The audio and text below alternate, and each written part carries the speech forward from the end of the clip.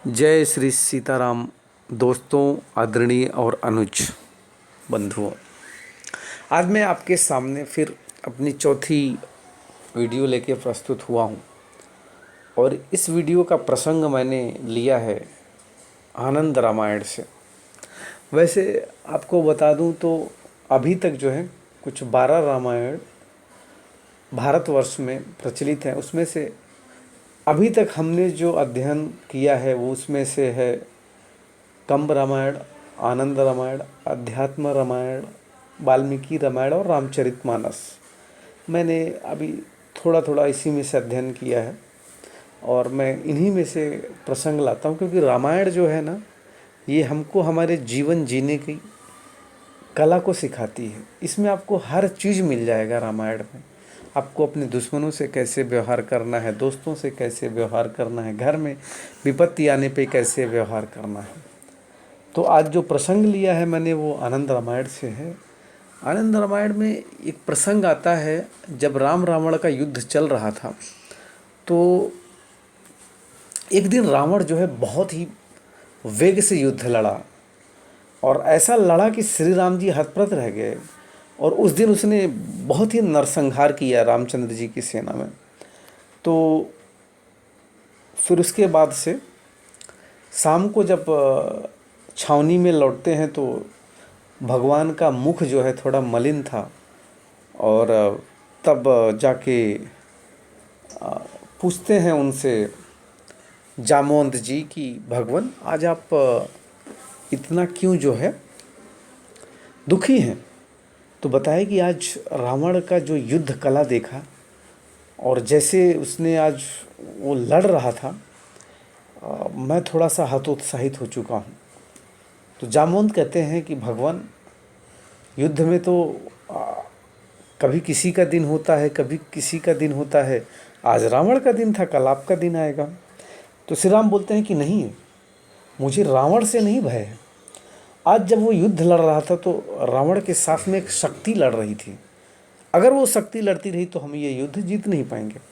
तो जामवंत बोलते हैं कि भगवान, तो मेरा आपसे अनुरोध है कि आप भी शक्ति की जो है आराधना कीजिए और फिर हम ये युद्ध जीतेंगे। भगवान राम ने बोला, हाँ बात सही है, मैं 9 दिन तक शक्ति की आराधना करता हूँ।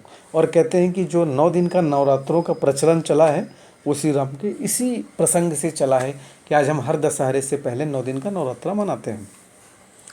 तो भगवान राम ने क्या है कि योग में जब आप ध्यानस्थ होते हैं ना, तो आपकी कुंडलनी जिसकी जगती है तो वो धीरे धीरे जो है पेट के अग्रभाग से लेके धीरे धीरे ध्यान वो सर तक जाता है।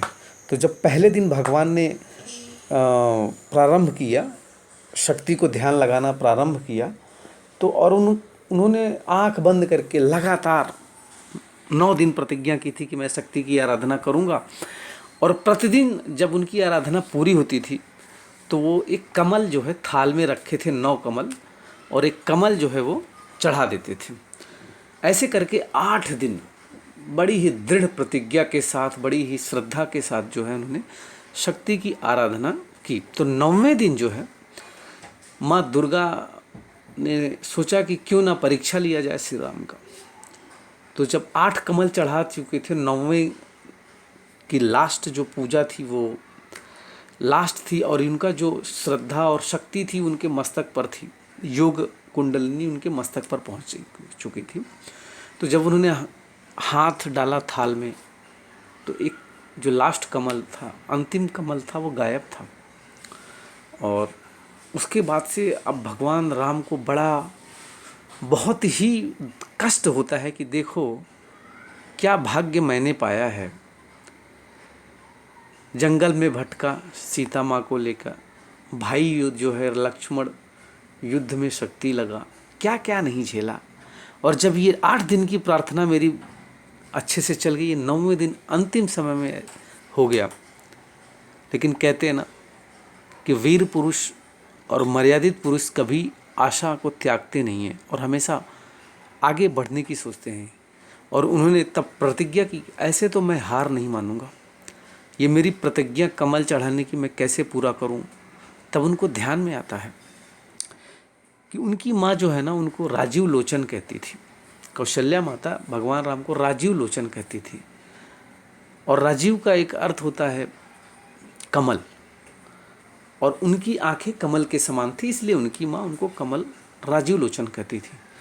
तब भगवान मुस्कुराए और बोले कि ठीक है, आज जो 9वां कमल चढ़ाऊंगा मैं इन्हीं आँखों का दान देता हूँ। और जैसे ही कहते हैं कि उन्होंने खड्ग उठाया आँख निकालने के लिए, वैसे माँ दुर्गा प्रकट हो गई और उन्होंने आशीर्वाद दिया कि जाओ तुम युद्ध में विजय होगे। और उसी दिन जो है बड़े अगले दिन ही रावण का वध होता है। तो ये जो 9 दिन का नवरात्रि की प्रथा है यहीं से प्रारंभ होती है। और इस प्रसंग से एक चीज़ समझ में आती है कि हार अगर नहीं मानेगा तो उसका, जो आदमी हार नहीं मानता है और जो आदमी दृढ़ प्रतिज्ञा करता है, उसका साथ जो है शक्ति देती है। और यहाँ पर भी भगवान राम का साथ जो है शक्ति ने दिया था। आज इसी प्रसंग के साथ मैं अपनी वाणी को विराम देता हूँ। और मैं एक चीज़ कहना चाहता हूँ कि आप जो मैं ये कहने प्रारंभ किया हूँ, इसका बहुत बड़ा छाप है मेरे दादाजी का, जिन्होंने बचपन में जब हम उनके साथ रहते थे तो कोई न कोई एक प्रसंग सुनाते थे। और वो टीचर थे गणित और इतिहास के, और बहुत कुछ उनसे सीखने को मिला है जीवन में। और मैं चाहता हूँ कि जो भी मुझे थोड़ा बहुत सीखने को मिला, मैं उसको सनातन धर्म के लिए थोड़ा सा आगे बढ़ाऊँ, बस यही की इच्छा है। तो आप अगर इसको लाइक करते हैं तो एक जो है उत्साह बढ़ता है दिल में। तो आज इसी के साथ मैं अपनी वाणी को विराम करता हूँ। शुभ रात्रि, जय श्री राम।